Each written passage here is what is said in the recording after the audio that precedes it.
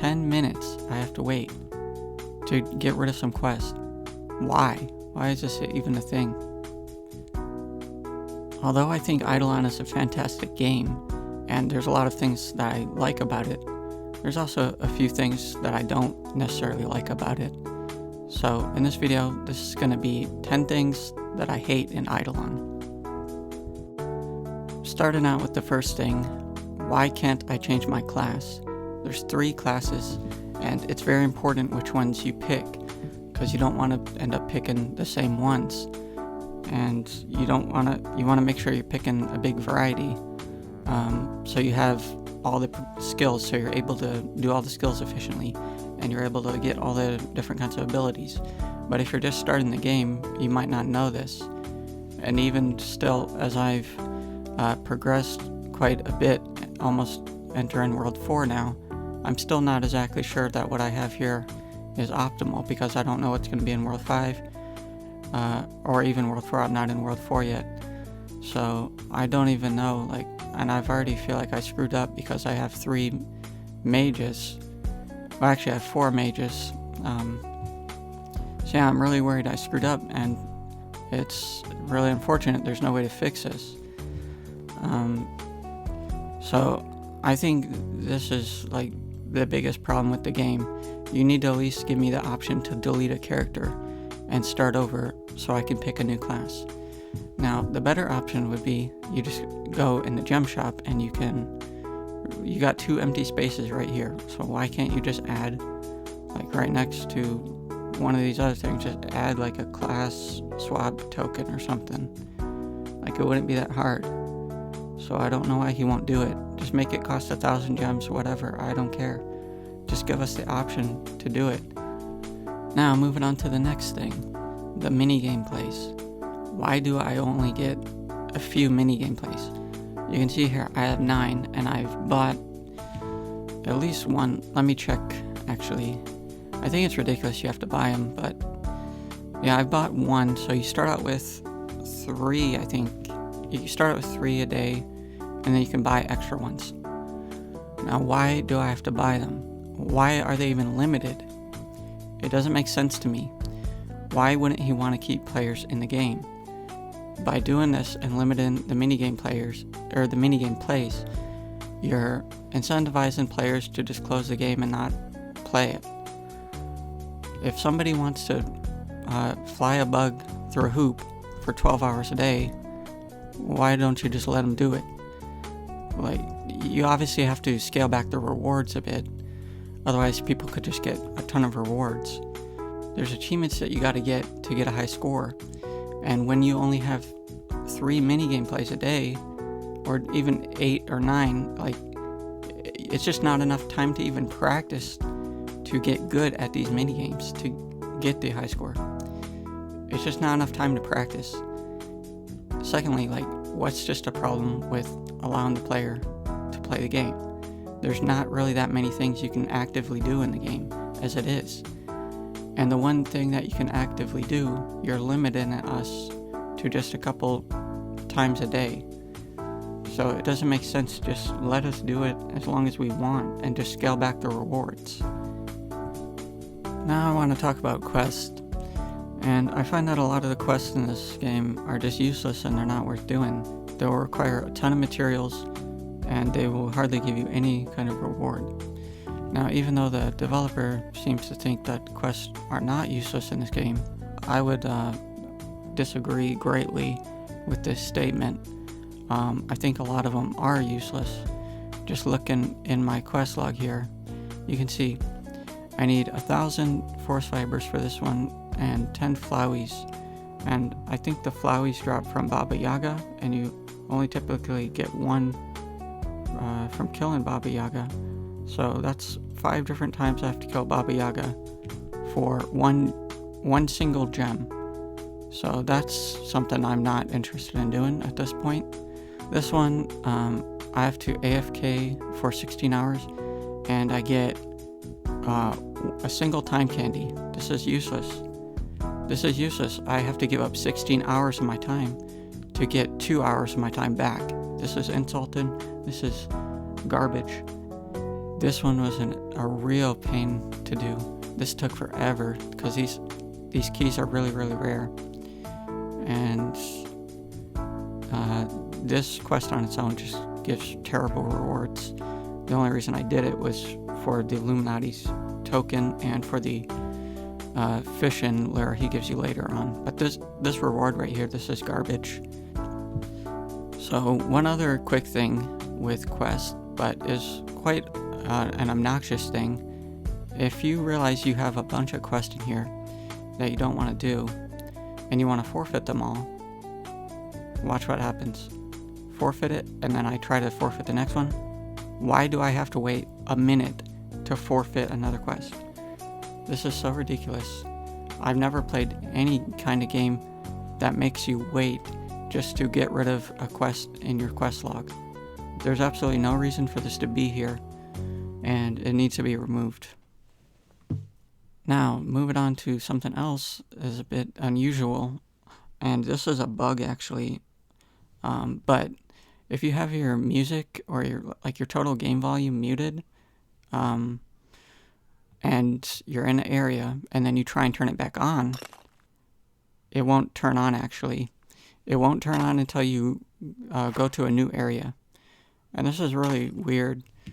So you can see I have it on and I can hear the mine and pick, but I can't hear any music. So like I said, to fix this you have to go in a new area. So like if I go in here, now I can hear it again.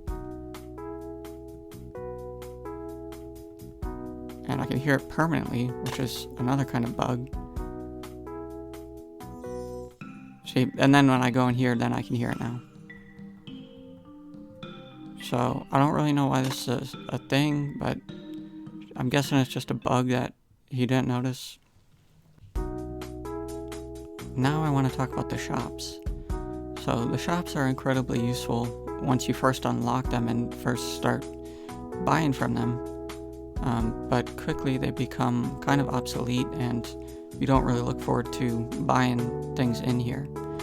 So even though I still tend to buy things, at least a few things in here, it's quickly becoming less and less things that I buy in here, and I'm just generally not interested in what is in here anymore.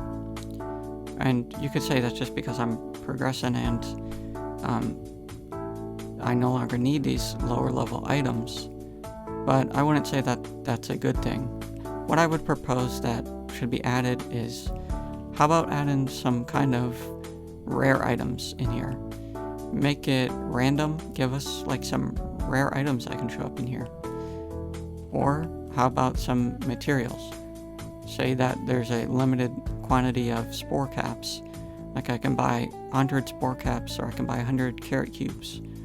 Like add some different things in here. So it's different each time and players actually look forward to looking in the shops. Right now it's just kind of boring, it's just the same thing every day. Even though IdleOn is supposed to be a multiplayer game, there's little incentive to play with other players or even talk to them, as the only cooperative gameplay you can actually do is inside of a dungeon. But aside from that, there's really little reason to talk to other players, and there's certainly not other things that you can do with them, again, aside from dungeons. So this is kind of strange, though, given that it is an idle game where you're not really supposed to be active. It's a little forgivable, but it would be nice to have more things to do with players. An easy way that you could add more kind of a player community, add in an auction house or letting players trade with each other.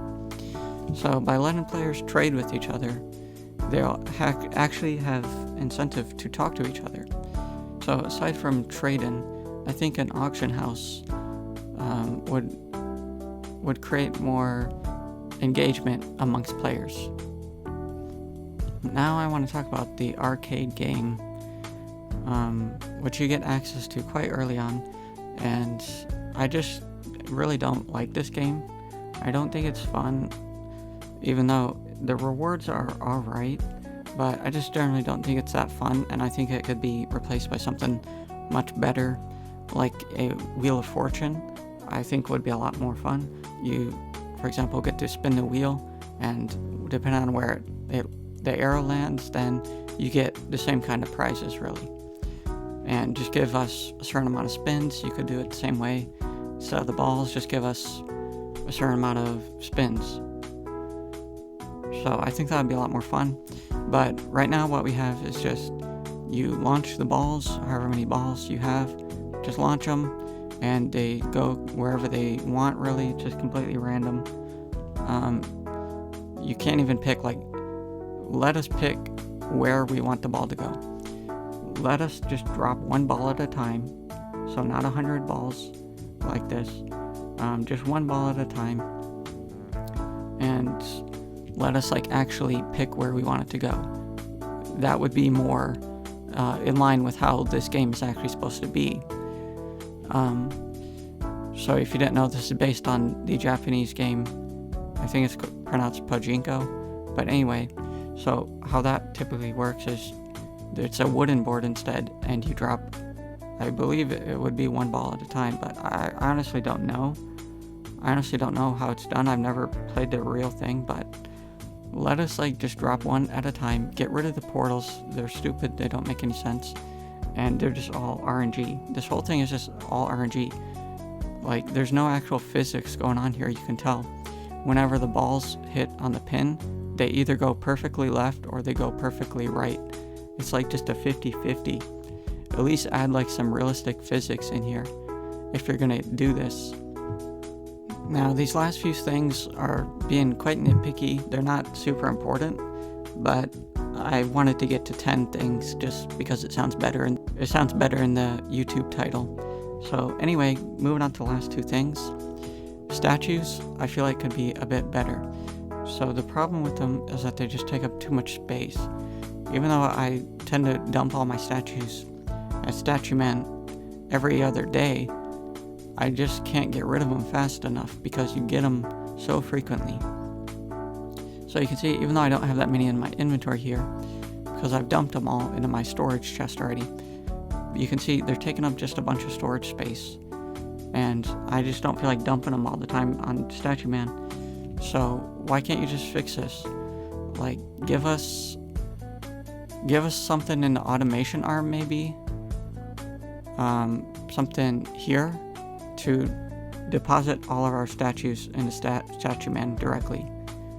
If you don't want to do that, the other option is give us a special inventory bag just for statues in here somewhere, that all our statues can just go in, and we don't have to worry about it taking up space for other things. Okay, now for the last thing. This is a mild annoyance too. Why do I have to claim it? I've only been gone for 2 minutes. Like, this sounds pretty like a small thing, but when you're switching characters often, for whatever reason, just depositing materials, we're doing all sorts of things, and you're gone for just a few minutes. Why do I have to press this button every time? Why can't you make it set like a threshold? If I've been gone for just 10 minutes or less, then just get rid of this. Just give me my reward. Just drop it on the ground here. Don't make me press a button every time. So, with that said, that is everything. Those are the 10 things I hate about IdleOn. If you like this video, please be sure to comment, like, and